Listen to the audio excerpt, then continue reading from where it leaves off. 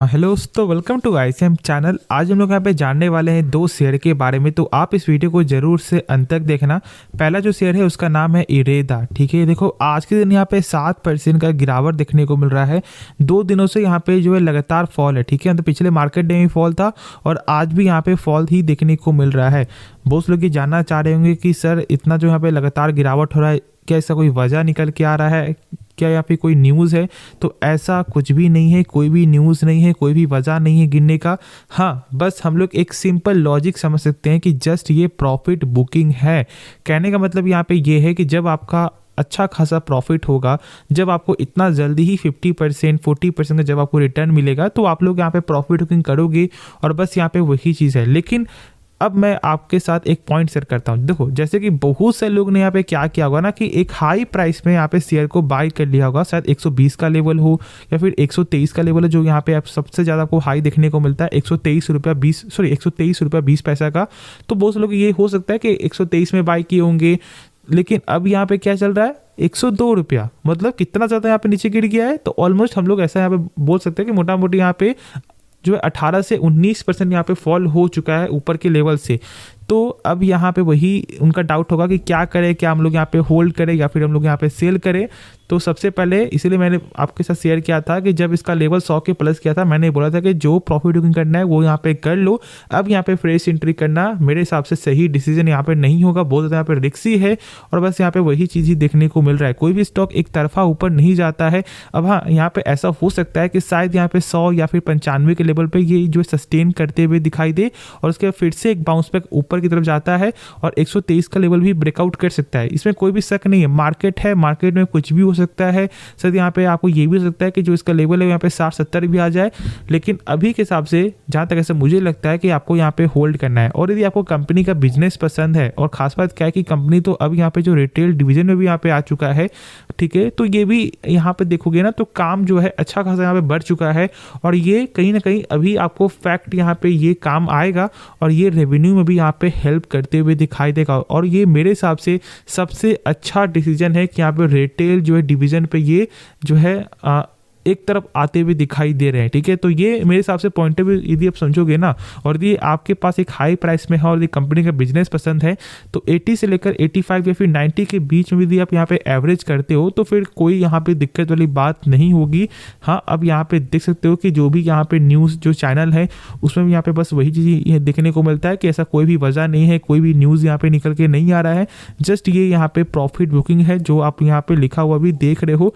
तो यहाँ पे पैनिक होने वाले कोई भी बात नहीं है, ये जस्ट प्रॉफिट बुकिंग है। आराम से यहाँ पे आप होल्ड करके चलो। और बाकी मैंने कंपनी का फंडामेंटल तो आपके साथ यहाँ पे शेयर किया हुआ ही है। सब कुछ ही कंपनी का सही है, बस यहाँ पे थोड़ा सा जो एनपीए है वो यहाँ पे बढ़ते हुए दिखाई दिया है। मतलब यहाँ पे 1.61% से बढ़कर 1.65% यहाँ पे देखने को मिल रहा है, जो कोई भी कंपनी के लिए एनपीए गेन होना वो सही चीज़ यहाँ पे नहीं होता। लेकिन 3% से यहाँ पे कम का आंकड़ा है तो फिर ये चलेगा। लेकिन यदि यहाँ पे लगातार कम होगा ना तो यहाँ पे फंडामेंटली यहाँ पे हेल्प मिलेगा और यहाँ पे बूस्ट जो है देखने को मिलेगा। तो तब तक के लिए यहाँ पे आप जरूर से होल्ड करके चलो। सेल करने की जरूरत यहाँ पे पैनिक में नहीं है।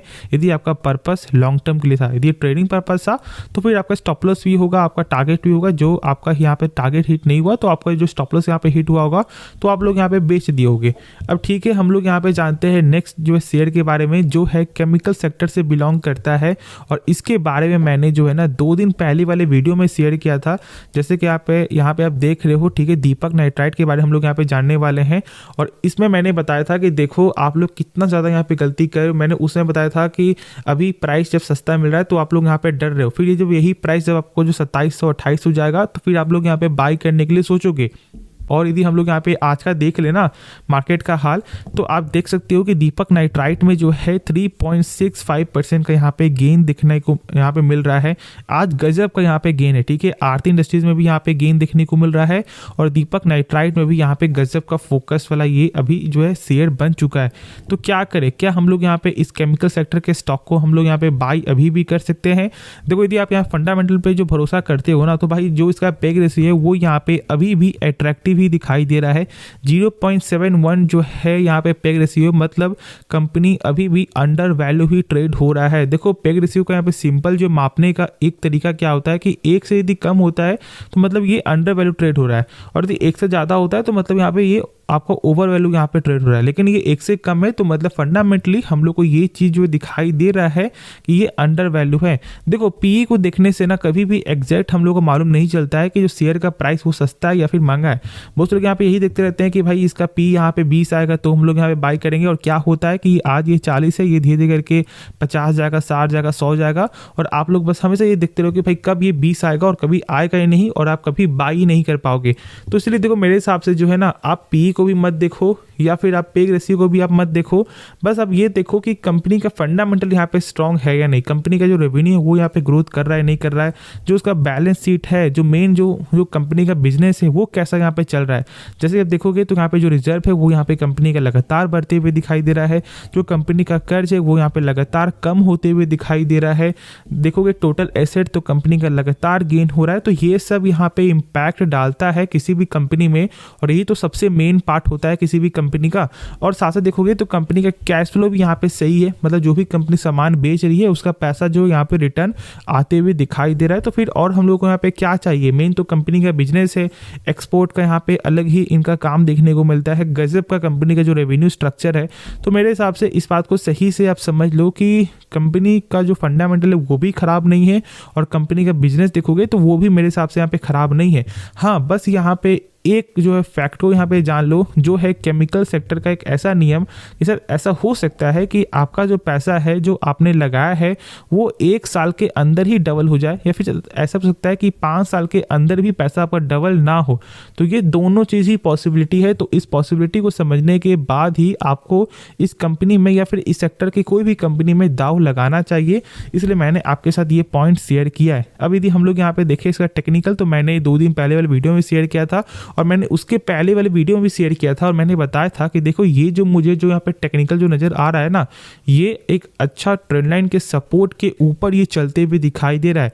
और ये मैटर करता है जब आपको शेयर जब ऐसा कोई सपोर्ट दिखाई नहीं देता है, और जब हम लोग उसका यहाँ पे ट्रेंड लाइन जब आपको ड्रॉ करते हैं तो उसमें हम लोग को ये मालूम चलता है कि हाँ यहाँ पे क्या सपोर्ट है, और ये सपोर्ट यहाँ पे एक्चुअली जो है ये आपको निभाते हुए दिखाई दिया था। और मैंने ये सजेस्ट भी किया था कि देखो फिर से यहाँ पे बाउंस बैक होने का चांस है, और यहाँ पे बाउंस बैक होते हुए भी दिखाई दे रहा है।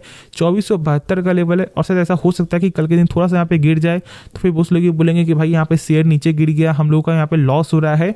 तो ऐसे नहीं होता, पेशेंस यहाँ पे रखना पड़ता है। बहुत से लोग यहाँ पे इस लेवल पे यहाँ पे स्टॉक को बाय किए होंगे जब मैंने शेयर किया था, और लॉन्ग टर्म के लिए वो अभी भी उनका अच्छा 20% तो यहाँ पे जरूर से उनका प्रॉफिट अभी यहाँ पे हो रहा होगा। तो यहाँ पे अभी इंजॉय कर रहे हैं उस समय दाव लगा के जब बहुत से लोग यहाँ पे डर रहे थे। तो बस यहाँ पे आप कंपनी के बिजनेस को समझो, आपका जवाब खुद ही मिल जाएगा। तो होप आपको ये वीडियो पसंद आया होगा। बाकी आपको इस वीडियो में कुछ भी सीखने को मिला या फिर कुछ भी जानने को मिला तो आप इस चैनल को जरूर से सब्सक्राइब करना, इस वीडियो को लाइक करना, दोस्तों में शेयर करना। तो मिलते हैं नेक्स्ट वीडियो में, तो तब तक के लिए धन्यवाद।